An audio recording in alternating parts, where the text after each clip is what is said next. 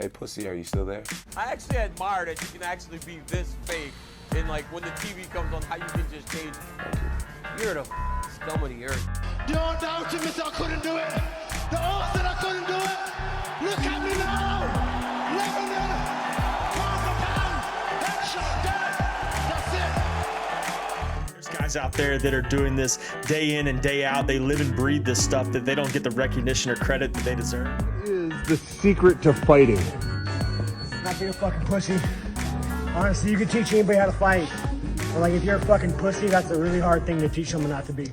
It's the type of different that you need to have to dethrone the king, Alexander Volkanovski. So my prediction, what we're going to see Saturday night, is the same thing I've been saying for months. I'm going to stick by my guns. Topuria by knockout. Yo, yo, yo. We're back. What is up, Episode 55, part deuce. We're back now. Anybody that listened to the UFC Vegas 86 recap, episode 55, part 1, this is going to be the part 2 of this episode where we're going to preview UFC 298, Alexander Volkanovski versus Ilya Topuria. And I'll say it again, if you haven't already, subscribe to the YouTube channel, drop a like on the video, leave a comment. Tell Nick that you can fucking beat his ass and tell him how you're going to do it. Tell Dirty that he's fat and smelly. And, you know, leave any comment you want, like the video, share it with your mom, your step-aunts, your girlfriends, your ex-girlfriends, you know, the girl you slept with and lost your virginity to when you were 16. Send her a message. She's probably thinking of you. She's probably thinking about you. Make sure you send it to her. If you're thinking about me, you owe me money for all those fucking cookies on lunch. You know what I'm saying? All right, man. Let's get into it. So UFC 298 is this upcoming Saturday. Right before I hit record, we were just kind of going over some of the fights. This card is stacked. You said it was slept on. Yes, man. So outside of the main card or main event, excuse me. So outside of Volkanovski Topuria, what fight on this card are you most looking forward to? Dude, I mean, there's two. Listen, I love the Topper brothers. I love how they bang. I love how they fucking are just some big Mark Hunt type fighters that come out there. They can throw kicks. You see big heavyweights that are flexible like them. You got to watch them, man. Absolutely. It's fucking awesome. And then a women's fight, dude. We're bringing women MMA back, motherfucker. Amanda Lemos versus Mackenzie Dern. Yeah, dude. I'm not gonna lie. That's sick. Like, That's gonna be fucking entertaining. I mean, we will see a finish, I think. I think so as well. Yeah, and that is the featured prelim of the night as well, I believe. So that'll be the last fight on the prelims before we get into the main card. However, we covered this guy last time. I don't know, maybe it's weird, maybe it's because I think he looks like somebody off of Tekken. I don't know. But Rinya Nakamura is undefeated. And I was like, dude, I like this guy's style of fighting. He looks fucking sick. Yep. And we covered him a few months ago, and he's back already, dude. He's undefeated. I mean, the more we cover this guy, the better. I think he has the potential to fucking get another dub and still be like, I mean, dude, he's in the Bantam division. Yep. It's gonna be something sick, dude. I love him, dude. He reminds me of fucking like Ken from fucking Tekken. Yeah, he's a lot younger too. I think he's eight years younger than Carlos Vera, who he's fighting. Really?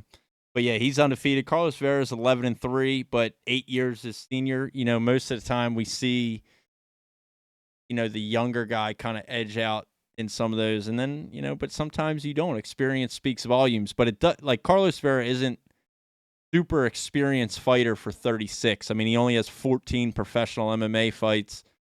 So I don't think that's really going to be a factor. I think this is a stepping stone for Rinya Nakamura to come in and take number 9-0. I think it's ready. I think it's ready, man. And I would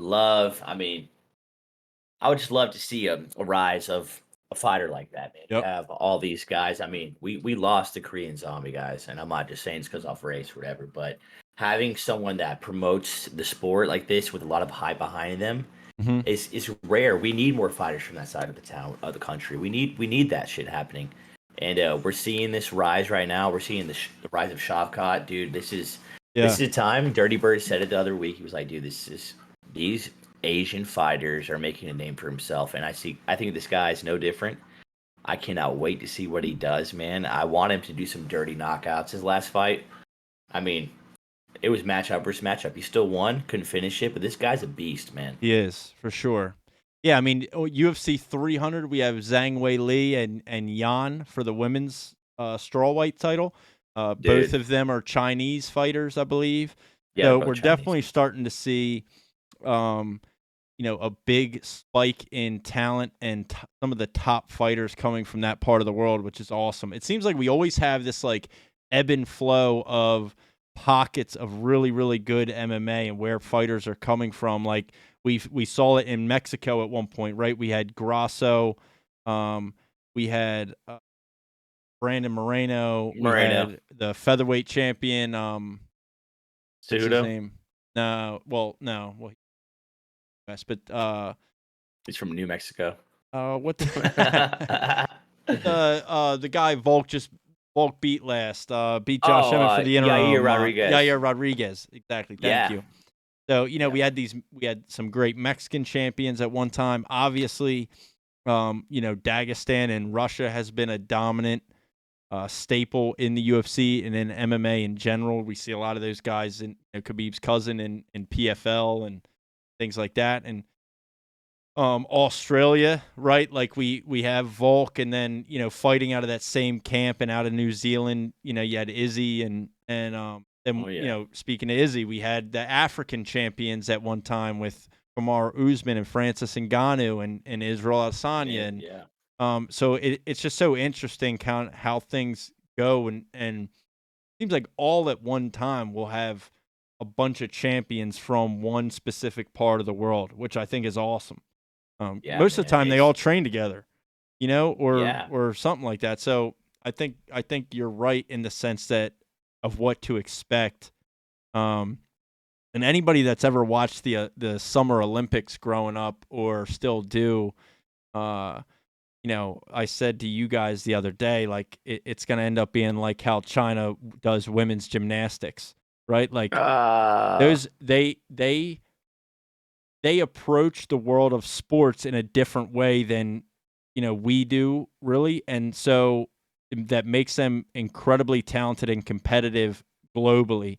And those women and other for fighting standards, like they start extremely young, and that's just what they do. It's like a career path. Like I choose this career path when I'm fucking 2, and I'm gonna be a gymnast. And then by the time they're 16, they're winning gold medals at the Summer Olympic Games. And that's just what they do, and they train. So I think that plays a big part. Like culturally, it's just different than how it is here in the United States. And I think we're going to start to see a lot of Asian-born fighters more so than we have in the past that, are top ranked or champions. Obviously, we have Wei Li, but, maybe there's some others coming up that we'll see. And maybe, Rinya Nakamura in the bantamweight division. He's still really young and early on in his career, but a lot of potential for him there as well. Absolutely, man. I can't wait. I mean, there's a bunch of different organizations they could have joined back in the day, or what they could have been instead of the UFC. There was all these different things, and most of them were in Asia and stuff like that. So now they're like, listen, we're gonna be the elite. We're gonna be the cream of the cream. We're gonna fucking go kill this shit, dude. And it's gonna be sick to watch, man. I see a big rise in it happening. And fuck, dude. I hope this dude comes out and gets a fucking fire-ass knockout, because that's what we need. What we want to see, for sure. All right, let's see. Main card. This is, for me, aside from the main event, and we'll dive deep into the main event. This card is stacked. It's not getting talked about enough. The fact that the second fight on the main card is Merab versus Henry Cejudo is crazy. Like that could very easily be a main event in most circumstances. 100%. And it's the fourth or the second fight of the main card. 3 more fights after it on UFC 298. That's going to be a great one.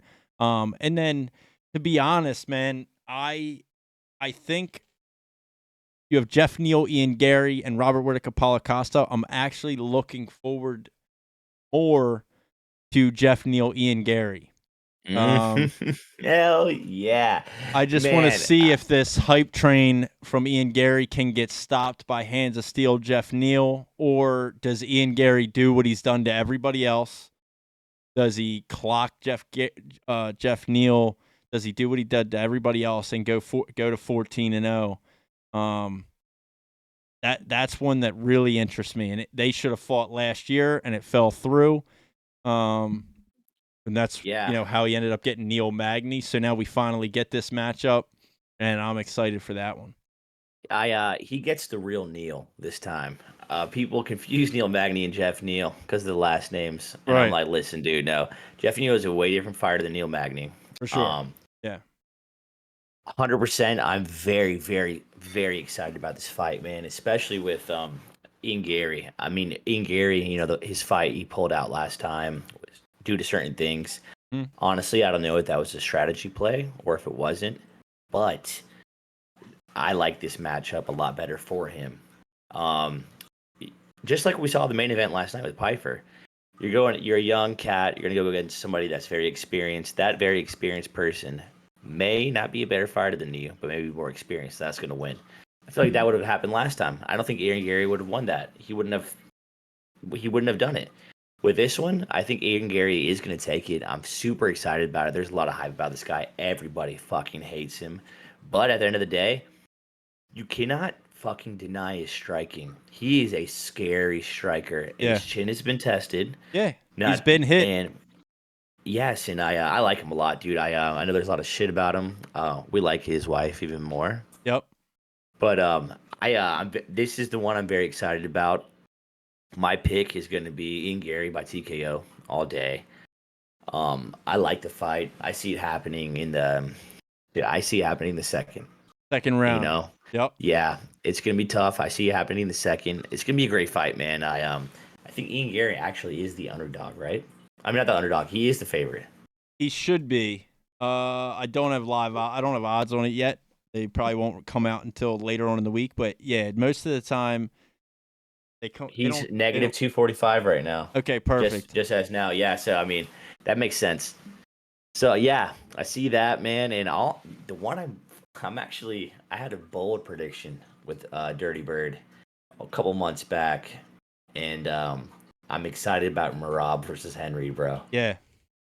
I'm fucking stoked, man. I got Henry taking it. I got Henry even maybe. There's a way that Henry will be champ by the end of 2024. I think if Cejudo beats Merab, and then O'Malley beats Cheeto in next month in March, I don't see how the next fight you make isn't Cejudo versus O'Malley. It's not. Everyone wants Sandhagen, so do I. Yeah. Sandhagen's. I mean, he's just not there yet, right? Like he needs a big win. He needs to beat one of these guys. He needs this fight and to beat one of these guys to put himself in that conversation. What is Sandhagen ranked right now? Is he number 4? Like what the fuck? I don't get it. I'll pull it up right now. Let me see. Bantam Sandhagen is 4. See, the thing is, god damn, we all want him to do it, but Henry Cejudo is ranked higher. Right. It is what it is. Cejudo's 3, Merab's 2, Aljamain obviously is 1, but it seems like Aljamain is fighting at featherweight. He is. He's fighting Calvin Kattar at featherweight. So, I don't know if Aljo will be there. So it's Merab. This is a clear number 1 contender fight for the winner of O'Malley Vera. Now, if Vera ends up beating O'Malley in March, there's probably a good chance that that gets rematched. I mean, I don't know. Maybe then it'd be 2-0 Cheeto. Like I don't know. That's when stuff starts getting weird. Like that's when stuff starts getting really weird. Like when you give the number 6 ranked guy in Cheeto Vera a title fight, and let's say he wins, it's like the same thing with Strickland. Like it throws a fucking wrench in everything. It throws a crazy wrench. Yeah, it is, man. So Sandhagen needs a big win. Like he needs, I know he's been hurt. So that's unfortunate for him. And there's been a lot of movement in that division. And now you have some big bantamweight fights coming up this Saturday, and then UFC 299. So Sandhagen needs to get himself healthy, get a fight, and get a big win. Stay healthy. That's stay healthy. Stay healthy and fucking stay healthy this time. And get a big win, and that puts him back in that conversation, right? Like that puts him in the title conversation. Over the Octagon, we're not sitting there saying that he doesn't deserve it. We know he fucking deserves it. But the thing is this, you got to fucking know that you're flight risk, number one, and that rankings are rankings, man. And we have to stick to them mostly. But the thing is, if you're able to fight and somebody else is able to fight who has a better ranking than you, there's no contest for that. It's what it has to happen. But, and I told Joel, I was like, man, I think I got Henry Cejudo champ in November or some shit like that, dude. Yeah. I mean, I can see it happening, and he's an evil fucking trolling motherfucker. Like, I love the way he talks shit to Sean O'Malley. He's like, I think you suck. It just smiles. Like, he has the worst shit talk, but he reminds me of every wrestler. Yeah, I think you suck. Cejudo's a fucking Olympic gold medalist, dude. I mean, he's an ankle biter, man. I love watching him fight, man. His talent is legitimate. So this is gonna be a tough fight for him against Merab, but we'll have to see. Obviously Aljamain got the better of Henry in their matchup, and he really out-wrestled him, which I don't think people expected. But Aljo was able to out-wrestle a fucking gold medalist in Henry Cejudo, and Merab is his training partner. I expect something similar here. I feel like we're going to see how good Merab is, too. Like, if Merab can come out and get a dominant win over Cejudo, then that fight between O'Malley and Merab can be a little nerve-wracking for O'Malley, I think. Yeah, and I just don't respect Merab, man. It's like, oh my god, he didn't really chase Aljo because they're friends they were teammates. I'm like, dude, I get it. Aljo fucks you. I get it. You like it. You like getting legs written on you. Dude, fuck that, man. Now you want to bark up, and I see his social media presence. Some of them are funny. He's hilarious. He's hilarious. Henry lost to Aljo on one thing only, man. And I think it just fucking wait. I can be the best wrestler in the world, but if you put me against Brock Lesnar, and I'm weighing 170 right now, it doesn't matter. The guy's fucking heavier. If you put me against a fucking 280-pound middle linebacker who's just athletic, has no wrestling skills at all, but he's that much heavier and stronger than me, I'm going to have to do something crazy. It's not going to work. There's a small chance. So, yeah. I see that. I love that fight, man. I think it's crazy. I think I might be more excited about that one than probably anyone besides the main event. And we can jump into that because, man, let's get into it. Let's stop pussyfooting around. We can touch on Whitaker Costa too. I'll just say this very briefly about that. This is the only thing I say. Quick. I want Whitaker to win. I want Whitaker to get back on the win column. I think he can do it. Paulo Costa fights like once every 173 years. So fuck Paulo Costa and his secret juice. Nobody gives a fuck. I want to see Robert Whitaker get back to himself. He's healthy now. I think he can do it. And that's what I'll say about that. That's a co-main. That's a great co-main with a lot of implications to it too, in a otherwise really fucking crowded top of a middleweight division. That's another one. Like, if Paulo Costa wins, fuck, man. Like, now we have another contender for a belt on top of Izzy, on top of Strickland, on top of the champ DDP. I mean, you have so many guys that are biting at that title in that division too. It gets really crowded at the top. We need Whitaker to win to maintain order, I think. Keep Paulo Costa down at 7 or whatever he's ranked, and keep the order. But for the disruptors out there, I see in the future Paulo Costa winning, and then all of a sudden we have a crazy press conference. I don't know when or how. Paulo Costa versus Sean Strickland. Yes. God damn it. Give us that. I mean, that is the content we need for sure. That's the content we need. Is it the fight we need? Yeah. Oh, but hey, man, give us that. for the press conference. Like the only reason I watch basketball is to watch Charles Barkley talk shit to Shaq at halftime. Right. Like we live for those moments, you know. Like fuck, like we already know those games are rigged. Right. We need some comedy. Yeah. All right. So now you got your main event. Let's get into it. So we got Alexander Volkanovski, the featherweight champion of the world, has been the king of the featherweight division for quite some time, against the up-and-coming prospect, 8 years younger, Ilia Topuria. Give me your predictions. Give me your thoughts. Give me what you think about it. What you want to see happen. Think's gonna happen. Talk to me. So man, honestly, it's great that we covered the sport so many times. Like we it's great that we do this. We're 7 days a week over here, man. So it gives me the ability to actually go in depth, to go second depth it, rechange the lyrics, rechange everything, rechange my thought process and all that shit right here. Yeah. I see a lot of shit that Ilya is doing, and we all know that this is going to be they're comparing him to Conor McGregor. I don't think they're anything alike. Yeah, I don't either, really. I don't think you have two people that are making a name for the country. Because when's the last time you heard of a great Spanish fighter? When's the last time you were good to an Irish fighter? Right. You haven't. So yeah, he's actually from Jordan too. So that's him and Marab. Yeah, him and Marab. That's why they're like buddies, because they're both from Jordan. So, but yeah, I think he fights out of Spain now. But I think he is Jordanese. I don't even know what the fuck you would say, but he's from Jordan. Yeah. Spanish athletes have a lot of money behind them. If you get good, you do. I mean, Spanish soccer is fucking one of the most elite soccer in the world. You know what I'm saying? FC Barcelona, right? Oh yeah, absolutely, man. And so all this stuff is going to be in factor towards this. You know, he has a lot of hype around him. He is undefeated. So when you have these up and comers coming over there to fight a champ that we love, usually they're not undefeated. Right. If they are, we don't remember the name after this fight, or they just stick around.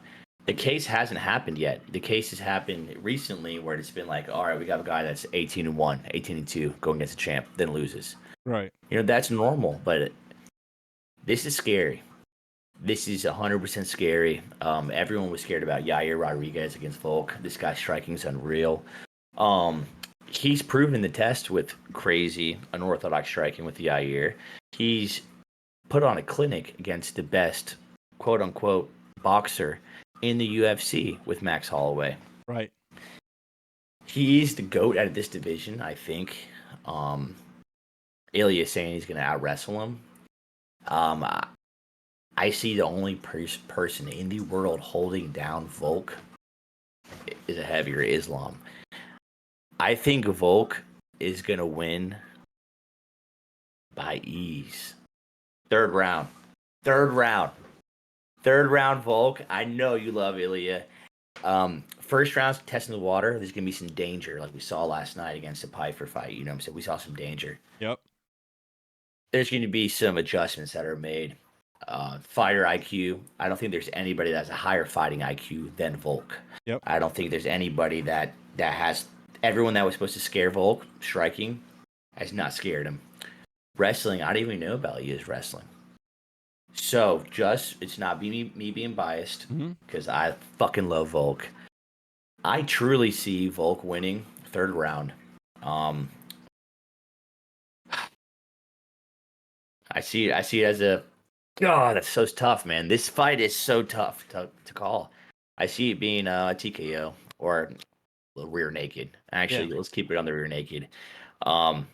If not, then fucking give your man Ilya his flowers. Yeah. My call is going to be Volk, but I'm going to let you take it off right now, because I know you got a lot to say. Well, I'll say this. I think the reason that this fight is even as close as it is, and as controversially close as it is because of what happened to Volk the last time he fought Islam. I think if Volk didn't get knocked out the way that he did, I don't think it would be talked about as closely as it is. I don't think people would be giving Topuria as much credit without us just watching Volk getting knocked out. However, that was on super short notice. right? He obviously wasn't in camp. Things have come out now. He was drinking every day for 3 weeks or whatever the fuck. I don't know. Was he really? That's what he said. Jeez. He was drinking every day for 3 weeks leading up to the fight or something. And right, yeah. So I don't, but I think that plays a big factor into why Topuria is considered as competitive. I think if that didn't happen, I don't think there would be as many people picking Ilia Topuria to win this fight. Just because Volk has been so dominant in the featherweight division. The only time you ever saw Volk in trouble was when he moves up a weight class to go fight Islam. And even then, I mean, there's still a very, aside from the knockout loss, there's a very serious, legitimate case to be made that Volk won the first fight against Islam, right? And people fucking forget that. So because they're casuals and they've yeah. watched the fucking UFC for 6 months. I think Volk has a huge fan base, though. I think most people, even your most casual fans, know Volkanovski, love Volkanovski. Here's what I'll say about Topuria. Topuria is undefeated. Topuria has gone to the 5th round multiple times. He has had 5-round main events. So when we talk about or compare it to a fight like we saw last night with Joe Pyfer, as far as a prospect goes, it's not necessarily in the same realm. He took 5-round fights against high-ranked opponents and squashed them. Very recently, I just rewatched Ilia Topuria versus Josh Emmett. I'm very high on Topuria because when I watched that fight, I've watched that fight like 5 times. Emmett had nothing. Bro. Destruction. He got destroyed. And that is like that. And we can't discredit Emmett, right? Like Josh Emmett very recently, last year, was fighting Yair Rodriguez for the interim featherweight title. He lost to Yair, but he lost, this is a top guy. Like, this is not a slouch, right? This is not like, we can't sit here and say that Topuria's 14-0, but it's like Dagestan 14-0 where he's beating a bunch of slugs. It's not the case. He's already beaten the best in the world and beaten the best in the world with ease. Right? He put on a fucking clinic against Josh Emmett. Pounded his face like fucking just ground beef. His face looked crazy. And his chin got tested in that fight. Right? There's an argument to be made that Josh Emmett is arguably the hardest puncher in the 145-pound division. Topuria took those shots off the chin like it was nothing. But Josh Emmett wasn't taking the shots that Topuria was giving him the same way. Yeah, man. So this is where we're gonna talk about it. The weight class, in my opinion, was lacking. Josh Emmett was on his way out. Josh Emmett is an old dude, man. And sure. I felt like there was a chance that he was gonna retire. So that didn't happen. He comes back and he has a knockout that's heard from across the country. Yeah. I get that. But what I'm saying is, besides that, from Ilia, I don't see who you fought, though. You fought Bryce Mitchell. Yep. Is Bryce Mitchell even ranked? So this is the thing. Right. I'm not knocking. Bryce Mitchell is ranked 10th in the featherweight. He's 10th. Okay, cool. I'm not knocking this thing because, dude, fucking, this is the thing, man. Fucking Ilia has 4 finishes in his last 5 fights, I think. It's the guy's awesome. I think Ilia would not get any credit if Josh didn't come out and knock somebody out. If Josh didn't knock anybody out, then we would look at his resume and say, damn, he beat a 38-year-old fucking Josh Emmett and Bryce Mitchell. But when you have these records that are undefeated in what he brings to the table, he kind of looks like a young Volk. So Joel brought this point up to me as well, just about his resume. Even if you were to take, all right, let's say Bryce Mitchell isn't a great win. Okay, that's fine. He's the 10th ranked guy in the division. but not a huge win. Josh Emmett, if he's an older fighter, not a huge win. But my point to Joel, to you now, will be like what I said to him was, you need to watch the fucking fights again, because it's not just in who he beats, it's in how he beats them. So you look at like, he beat Ryan Hall, right? Ryan Hall, jiu-jitsu guy.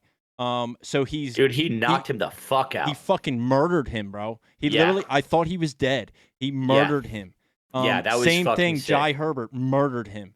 Bryce, he submitted Bryce Mitchell, who is known for his jiu-jitsu. Ilya submitted him. You know why? Because he beat the fuck out of him before he did it. Josh Emmett is tough as shit. I don't care if he's 37. He's tough as fuck. He has arguably the hardest fucking punching power in the featherweight division. He ate those shots, gave him 2 back. The combinations that Ilya throws are unlike most fighters in the UFC. We're not throwing one hook. We're not throwing one jab. If he throws 3 or 4 at a time. Yes, and I saw that in Ian Gary, and it's this new age of striking where these guys are young and they're able to do numerous hooks and uppercuts in their combinations, man. Yeah. So I'm not gonna lie, I respect Ilya's striking. Yeah, but I don't respect it more than crazy. Max. I think Max Holloway's is better. And so what we're gonna see, well, and that's what we're gonna have to see, right? We're gonna have to see how it goes against Volk, and then how well rounded is he really. Right, this isn't a boxing match. This isn't a kickboxing match, right? This is MMA. This is mixed martial arts. How does it fare against a fighter in Alexander Volkanovski that's extremely well-rounded in every area? Can strike, can wrestle, can grapple. We saw, Volkanovski's toughness is never in question. We saw him in one of the deepest guillotines that, a jiu-jitsu prodigy and Brian Ortega had somebody in, and he never tapped and ended up getting out of it, right? So his toughness is definitely not in question. There's no denying that this is the toughest test Ilia Topuria has ever had in his career. It's just can he live up to it? He's hyping himself up crazy. I do hope he's not getting overly confident. That is something that I think we saw in Joe Pyfer. I think we saw Joe Pyfer get overly confident. Yeah. Hey, there's people that get overly confident and they don't know what to do with it. And you can tell it's their first time doing it. And that's just a huge thing in every aspect of life, right? But then we have somebody who's overly confident for a good reason, like Conor McGregor. Well, that's a good reason. Or Ilya. Well, guess what, dude? Ilya, you fucking, first off, at the beginning of your career, you subbed everybody. Right. People don't know about your submissions. That's not broadcast on the UFC. Right. They don't know how good you are at submitting people. Right. So and maybe at the end of your career, you're finishing people. Right. He knows how to ride this. I think there's been a lot of hype about him, and he hasn't full on crank it. I think he's doing it right. And the thing is, if the movie gets filmed and this does happen the right way, this will be the first time that it's happened documented for the UFC. Right. And that's where you became a league of your own. No one's fucking done that. Well, so, and then to say that, right? So he's 14-0 and has 8 submission victories. So then maybe we're sitting here, maybe Ilya is way more well-rounded than people are giving him credit for. Again, he submitted Bryce Mitchell. You can say anything negative you want, or anybody can say anything negative they want about Bryce Mitchell. I like him a lot, damn it. His jiu-jitsu is elite. So the fact that you're able to submit a guy that is a jiu-jitsu specialist speaks for your grappling a ton alone. Oh, absolutely. That country boy Mississippi jiu-jitsu is next level. Right. So the fact that the Alabama, I think. Is he close something like that? Yeah.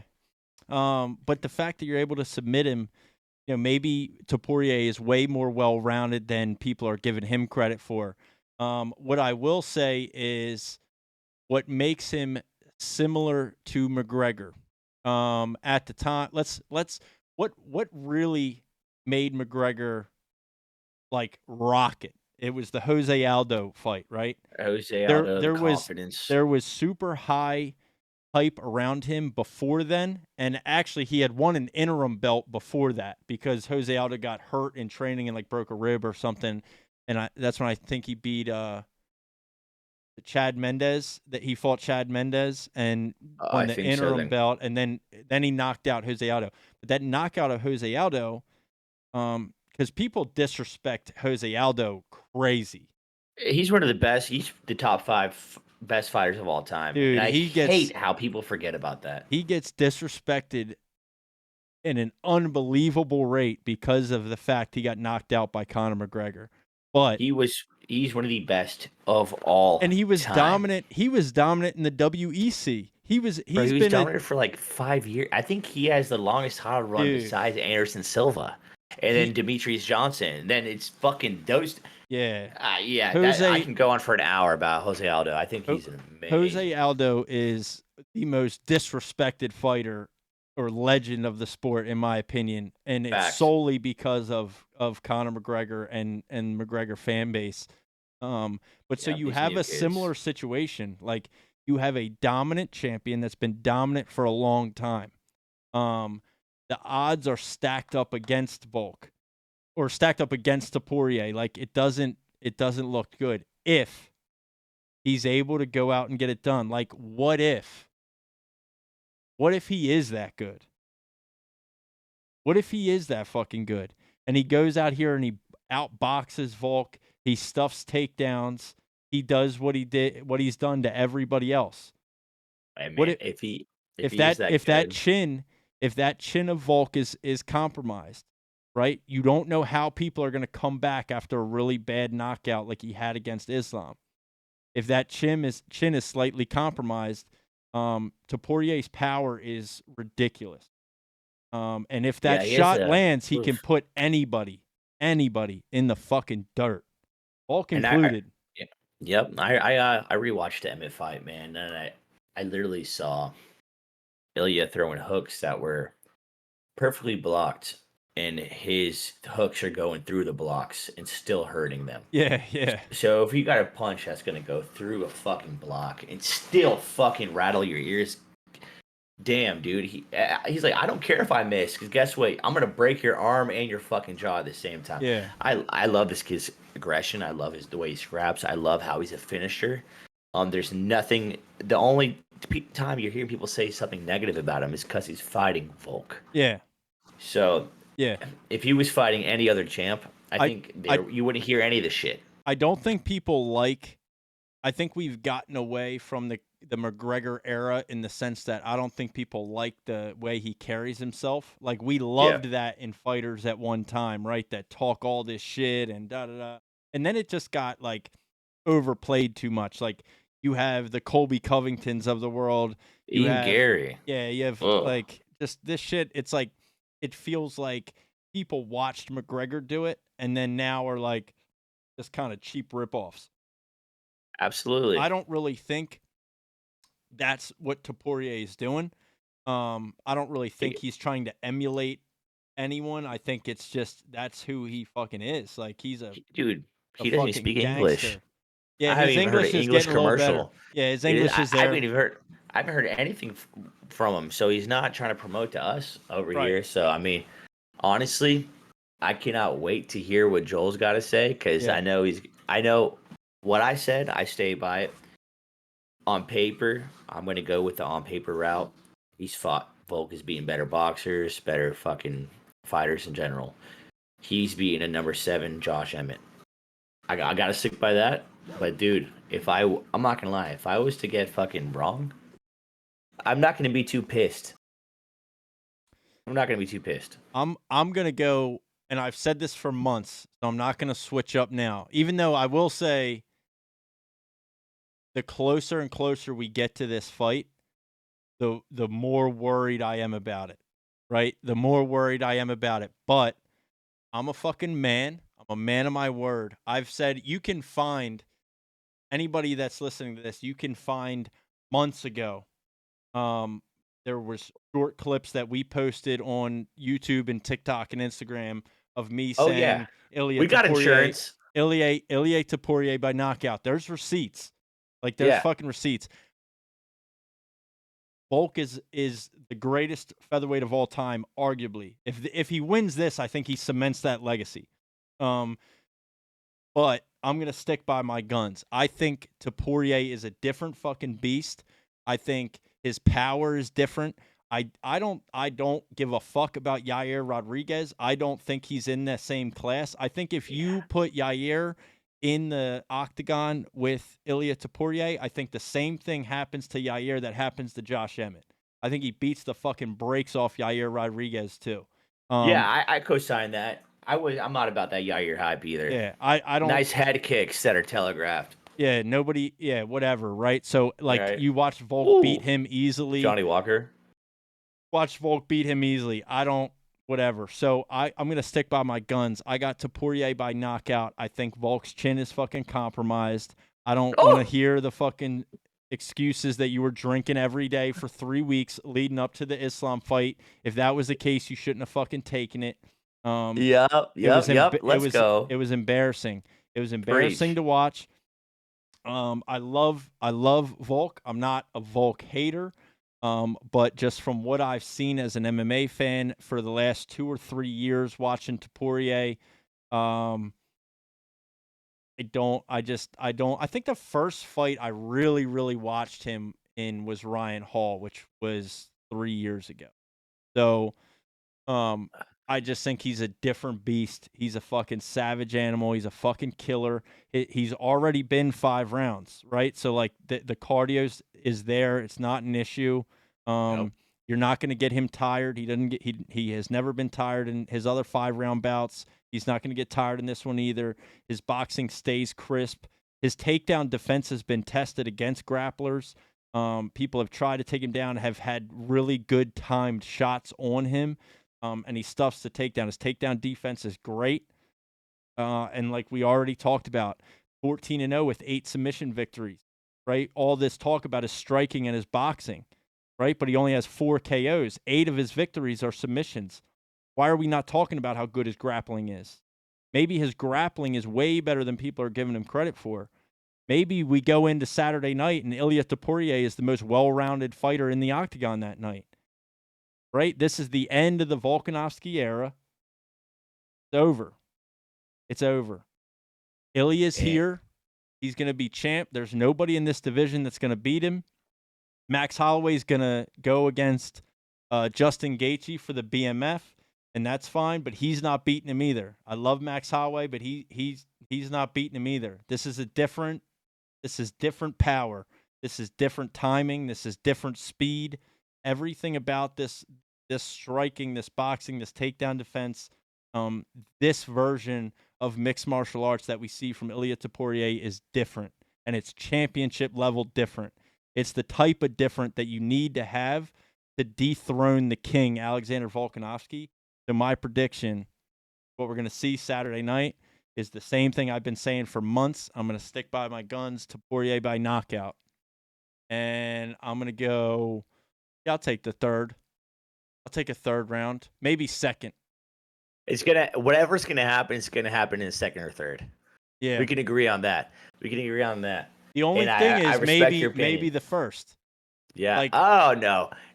Oh. I mean, that's what happened with Islam, right? So like with the chin, you gotta watch. If he catches that opening, and if he catches that opening in the first round, I wouldn't be surprised about that either. If he sees that opening for a right hook in that first round and he fucking lands it, I wouldn't be surprised by that one either. But either way, man, no hate towards Volk. I think this is the passing of the torch. I think we're about to witness the passing of the torch. I think 2024, there's going to be a lot of belts changing hands. I don't think you have a lot of dominant champions around anymore. And I think you're going to see a lot of passing of the torches between belts, and definitely one of them. Over the Octagon, you have your opinions here. And guess what? The best thing about us is we're never going to vote the same, probably. So right now, which is a smart call, we have fucking Ilia taking the torch. This is going to be his time now. Murky's saying that. You got me saying Volk's gonna make it look easier than people expect. You don't know, but I definitely do know one thing. One of us are fucking right. Yeah. All right, all right. There's no middle. And honestly, I can say that there's gonna be no middle. It's gonna be in the second or third. And we're gonna see what's gonna happen. But Yeah, fuck, we're definitely not I going to see a cannot. boring fight. That's for sure. Fuck no, dude. Honestly, you guys. Yeah. I think everyone knows that. And the thing is, Volk, if he's being as emotional as he has been, there's not going to be a boring fight. That means either you get your chin stuck out or you hit a chin, and that's what it is at the end of the day. Absolutely. But Murky, let's fucking go, baby. Good fucking shit, dog. Let's go. But yeah, that's Saturday night. And then I think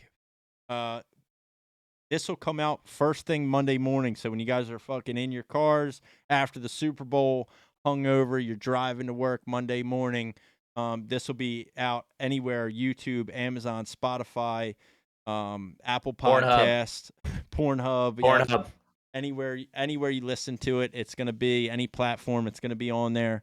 And we're probably going to come out with another part of this later on this week, I'm sure, because Joel definitely needs to get his 2 cents in on this main event as well and has a lot to say. So we'll be putting out some more content later on this week that involves him as well. This is the first episode out of 55 fucking episodes that he hasn't been on. So shout out to him. Mr. Consistent. They call him the Cal Ripken of MMA podcasts. Yeah, the Janet Jameson of blowjobs. But yeah, it's been a fun one. Yeah, let's keep it hot, baby. I'm excited for Saturday night. One of us is right. I'm excited as well, brother. All right, on to the next one. We'll catch you all later. As always, subscribe to the YouTube, like the video, comment, share the shit with Yeah. Or Janet Jameson. Yeah, peace out.